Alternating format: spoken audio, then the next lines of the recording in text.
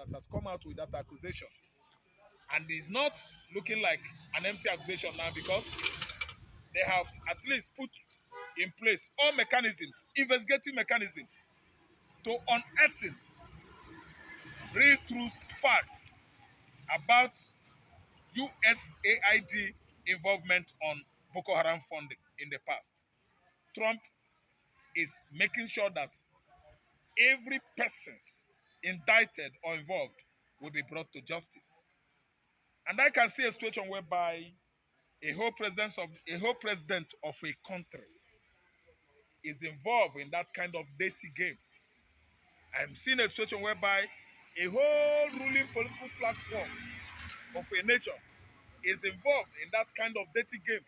Look at APC as a political platform today, involving on sponsorship of terrorism in Nigeria. Are they not part of the victims now? Who are the victimizers? Who are the victims? And who are trying to victimize?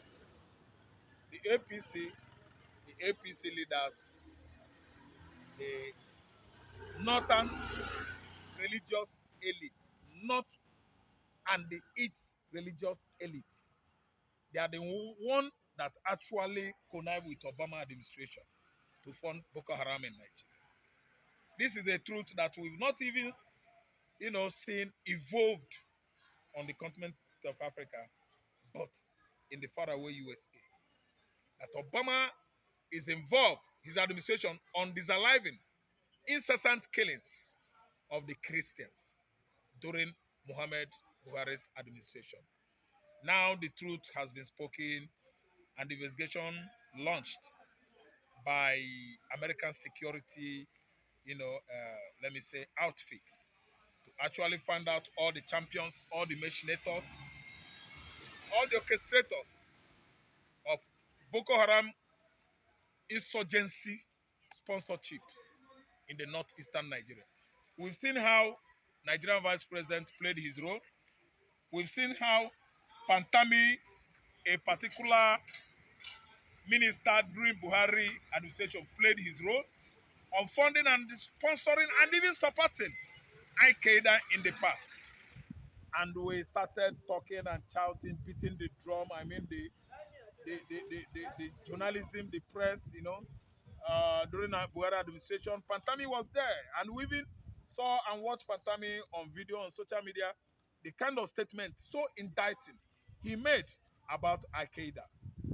That was when he was made Minister of, is it technology or what? Science and technology, something has to do with social media in Nigeria. And everybody actually were pointing accusing finger at him that this man was sponsoring, supporting Al-Qaeda, and will still allow him within the administration of Muhammad Buhari. And that has actually depicted how involved Muhammad Buhari himself was on sponsorship of insurgency in the northeast, core north, mid-north, and northwest. Are you going to separate this, what you are talking about, with Islamization? Is it far from Islamization? Would you also say that the arrest of Nnamdi Kanu in Kenya has the hand of Obama in it and Buhari? I think Obama has roles to play. Obama wasn't the one in charge in the USA. The head of the government in the USA when Nnamdi Kanu was arrested was Joe Biden. Had it been Obama was there, I would have at least roped him in. But it was Joe Biden. And the same Democratic Party platform in America. They are evil. Democratic Party is satanic. They are evil. Democratic Party is inhuman. In America, we see a Republican that has actually come out to tell you exactly how it is. They are very, very blunt and they don't hide the truth. Obama, Joe Biden, they actually had hand on the arrest, abduction of Nnamdi Kanu from Kenya. Because since arrest of Nnamdi Kanu, 2021, Obama administration, which is Joe Biden administration, could not come and say something about the ordeal that this young man is going or passing through. But America, we see America boiling up since administration of the Republican, as a political platform of the USA. Under Trump, we've seen how far the international lobbyists for Biafrans are working hard to make sure that what is happening now currently in Nigeria conniving with Obama administration, Joe Biden administration funding Boko Haram. Even during Obama administration, we've seen Chibok girls abduction and arrest. That was actually played out that Obama is aware of Boko Haram funding because the Chibok girls, they were abducted, and we see the role Americans played.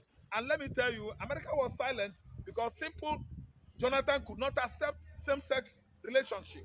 Man, you know, taking fellow man for marriage, hands for marriage. That was how Obama fought Jonathan until Jonathan was ousted through palace coup by the retired generals.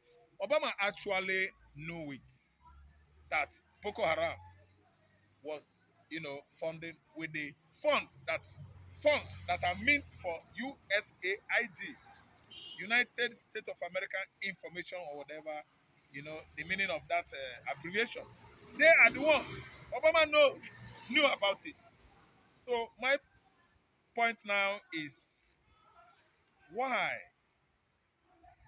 United States of America could have hands on the killing of Christians. in Nigeria. America has restitution. America has reparation to pay about that. That's that. That's that perpetration. Trump, I know, is a man of dignity, a man of integrity.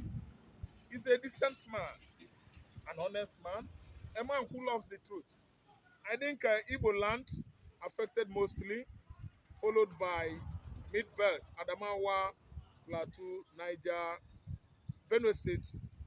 These affected regions, America is going to pay under Donald Trump administration much reparation because it is obvious that the beheading of Ndimi, the then president or chairman of Christian Association of Nigeria, Adamawa branch, he was beheaded by Boko Haram insurgents when the cleric was kidnapped, abducted.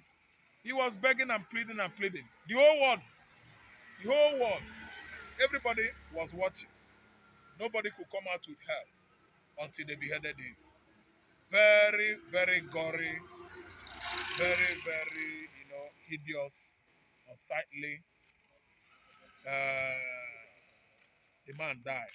And the Christian Association of Nigeria could not come out with a solution, at least to tell their Muslim counterparts that we too can at least not only defend ourselves, but we can at least put them to sword. They have been putting Christians to sword. We can put them to sword as well. Christian Association of Nigeria did not do anything. They keep on asking and asking.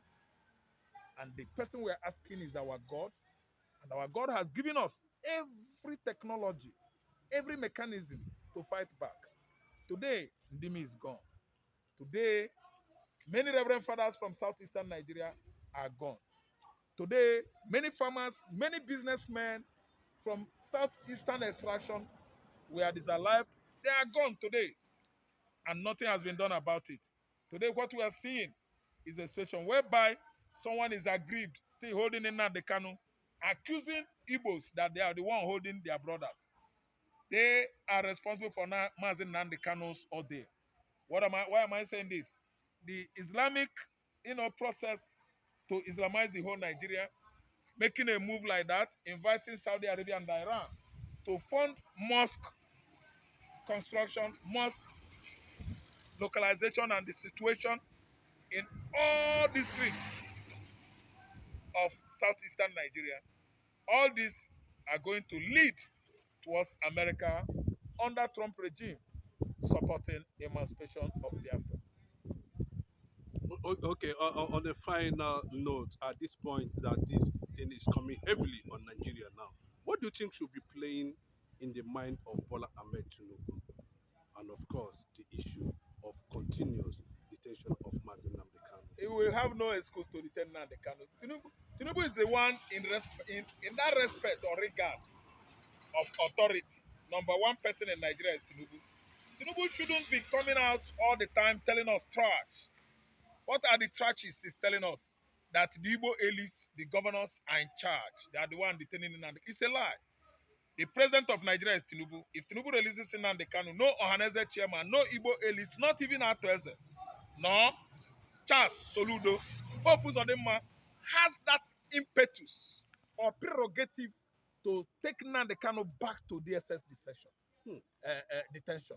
No Igbo man could do that. No governor has the power, the strength, politically or otherwise, to do it. So these are filthy excuses. The Yorubas, the ruling Yoruba Arabs, Bajapia Mila, Ononu Gabayo, Dele Alake are given to Igbo man.